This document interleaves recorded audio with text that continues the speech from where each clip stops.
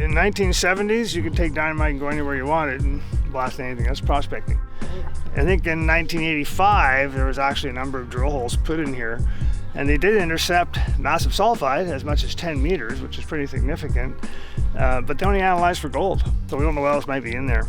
This little trench is actually on rock that has pyrite and pyrrhotite in it, so those are sulfide minerals.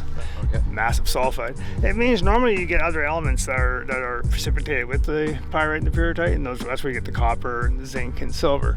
So far we're still hunting for that part of it, and there's more of these type of showings across the road.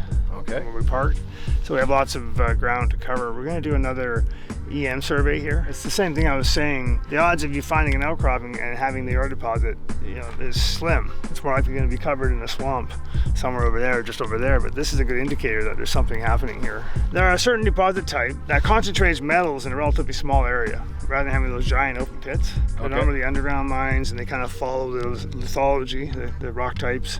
And then every once in a while there'll be a plug of these massive sulfides, and they're rich, usually quite rich. So that's what makes them profitable. If you go out and stake property in the Abitibi, it probably hasn't had a lot of exploration on it because you wouldn't be open for staking. There are properties that have thousands of drill holes on them, but they're owned by other companies, and they'll be owned by somebody forever. This has happened. This was available for staking 3 years ago, and now everything's covered in staking here.